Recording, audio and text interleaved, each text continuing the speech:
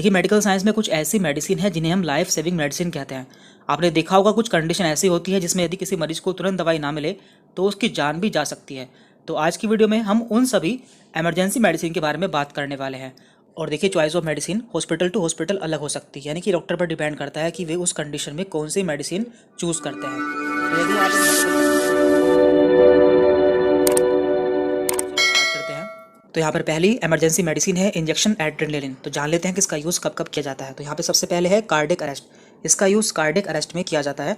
Number 2 anaphylactic shock. तो ये क्या होता है? यदि किसी को अचानक से किसी मेडिसिन के द्वारा या फिर किसी भी कारण से पूरे शरीर में एलर्जी हो जाती है, यानी कि एक एलर्जी कंडीशन होती है, इससे किसी पेशेंट की जान भी जा सकती है। तो ऐसी कंडीशन में इस इंजेक्शन का यूज़ किया जाता है। देन इसके बाद है सुपरफिशियल ब्लीडिंग, यानी यदि किसी का एक्सीडेंट हो जाए या फिर उसका शरीर का कोई हिस्सा कट जाए और उसमें बहुत ज़्यादा उसका खून बहने लगे, तो ऐसी कंडीशन में भी इसका यूज़ करते हैं। एंड नंबर 4 है अस्थमा।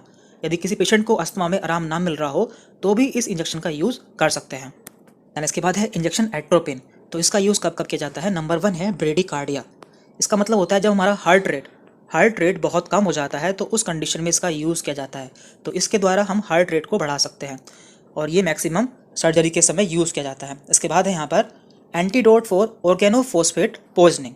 यदि किसी में ऑर्गेनोफॉस्फेट की पॉइजनिंग हो जाती है तो उसे एंटीडोट करने के लिए भी इसका यूज़ किया जाता है और इसके द्वारा सलाइवा के प्रोडक्शन को भी कम किया जाता है, यानी कि यदि किसी में ज़्यादा लार बनती है तो उसे भी इसके द्वारा कम किया जाता है। यहाँ पर तीसरा इंजेक्शन है नोर एड्रेनलिन और इसे नोर एपिनेफ्रिन भी कहते हैं और इसका यूज़ हार्ट रेट को बढ़ाने के लिए किया जाता है, यानी कि इसके द्वारा हार्ट रेट को बढ़ा सकते हैं और इसके द्वारा लो ब्लड प्रेशर को भी ठीक कर सकते हैं, यानी कि ये लो ब्लड प्रेशर को बढ़ा देता है। तो ये सभी इमरजेंसी मेडिसिन है, इसलिए ये हॉस्पिटल्स में ही यूज़ की जाती है। दैन इसके बाद है इंजेक्शन कैल्शियम ग्लूकोनेट। तो जान लेते हैं कि इसका यूज़ कब कब किया जाता है। नंबर 1 है हाइपोकैल्सीमिया। तो यहाँ पर हाइपो का मतलब है कम हो जाना, यानी कि जब हमारी बॉडी में कैल्शियम का लेवल कम हो जाता है तो इसे दिया जाता है। Number 2 hyper kalaemia.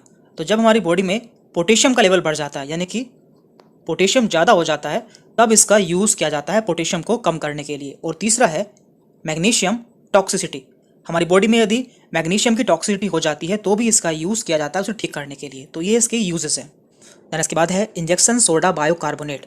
तो इसका यूज़ कब किया जाता है? तो देखिए ये एक एल्कलाइन नेचर का इंजेक्शन है, तो इसका यूज़ सीवियर मेटाबॉलिक एसिडोसिस। इसका मतलब क्या है? तो देखिए इस कंडीशन में हमारा ब्लड बहुत एसिडिक हो जाता है, यानी कि उसकी पीएच 7.1 से भी कम हो जाती है, तो उसे ठीक करने के लिए इसे हम देते हैं। दूसरी कंडीशन है हाइपर कैलेमिया, यानी कि पोटेशियम लेवल काफ़ी ज़्यादा हो जाता है, तो उसे कम करने के लिए भी इसे हम देते हैं। इसके बाद है ट्राईसाइक्लिक एंटी डिप्रेसेंट ओवरडोज। यदि कोई मरीज ऐसी नींद की गोली खाता है जो कि ट्राईसाइक्लिक क्लास से बिलोंग करती है तो उसकी ओवरडोज से होने वाले साइड इफेक्ट को कम करने के लिए भी इसका यूज़ किया जाता है। एंड लास्ट है कोकीन टॉक्सिसिटी। कोकीन की टॉक्सिसिटी को कम करने के लिए इसका यूज़ करते हैं। अब बात करते हैं इंजेक्शन अमाइडोरेन की। तो देखिए ये एक एंटी एरिथमिक इंजेक्शन है, यानी कि हमारे हार्ट में जो रिदम्स होती हैं यदि उसमें कोई प्रॉब्लम हो जाती है तो इसका यूज़ किया जाता है, जैसे कि ट्रीट एंड और prevent ventricular tachycardia, ventricular fibrillation, wide complex tachycardia. बस आपको याद रखना है कि ये एक एंटी एरिथमिक इंजेक्शन है जो कि हार्ट में होने वाले रिदम्स में प्रॉब्लम हो जाने पर यूज़ किया जाता है। देन 25% या फिर 50% डेक्सट्रोज। तो देखिए ये एक शुगर सॉल्यूशन होता है और इसका यूज़ किया जाता है हाइपोग्लाइसीमिया में। जब हमारी बॉडी में ग्लूकोज लेवल बहुत कम हो जाता है तो इसका यूज़ करते हैं ग्लूकोज लेवल को बढ़ाने के लिए। एंड नंबर 2 हाइपर कैलेमिया, यानी कि जब हमारा पोटेशियम लेवल काफ़ी बढ़ जाता है तो उस समय 25% डेक्सट्रोज और साथ में इंसुलिन भी देते हैं, क्योंकि ये हमारे ग्लूकोज को बढ़ा देता है, तो इसलिए ग्लूकोज को कम करने के लिए साथ में इंसुलिन भी दिया जाता है। तो ये इसके यूजेस हैं। आगे बढ़ते हैं इंजेक्शन नाइट्रोग्लिसरीन। तो देखिए इसका यूज़ हाइपरटेंशन, यानी कि जब हमारा ब्लड प्रेशर काफ़ी बढ़ जाता है तो उसे कम करने के लिए देते हैं। And number 2 chest pain due to angina pectoris. तो कभी कभी किसी पेशेंट में चेस्ट पेन होने लगता है एंजाइना की वजह से, तो उसे ठीक करने के लिए इसका यूज़ किया जाता है। Injection succinylcholine. तो देखिए ये एक सर्जरी के समय यूज़ करने वाला इंजेक्शन है जो कि मसल को रिलैक्स करता है, यानी कि ये शॉर्ट टर्म मसल रिलैक्सेंट है।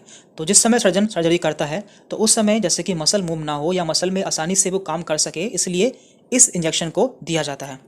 एंड इसके बाद है इंजेक्शन डोपामाइन। तो इसका यूज़ करते हैं सीवियर लो बीपी, यानी कि जब किसी का बीपी या ब्लड प्रेशर बहुत कम हो जाता है तो इसे दिया जाता है, या फिर किसी का हार्ट रेट बहुत कम हो जाता है तो भी ये दिया जाता है, यानी कि इसे 100 की कंडीशन में यूज़ करते हैं। जब किसी को शॉक लग जाता है तो इसे यूज़ करते हैं, या फिर किसी को कार्डियक अरेस्ट आ जाता है तो भी इसे यूज़ करते हैं। तो ये सभी इमरजेंसी मेडिसिन है जो कि किसी मेडिकल प्रैक्टिशनर द्वारा यूज़ किए जाते हैं। तो इस वीडियो में हमने कुछ इंजेक्शन देखे हैं जो कि इमरजेंसी में यूज़ किए जाते हैं, बाकी जो रह गए हैं वो हम अगली वीडियो में देख लेंगे। Thank you very much.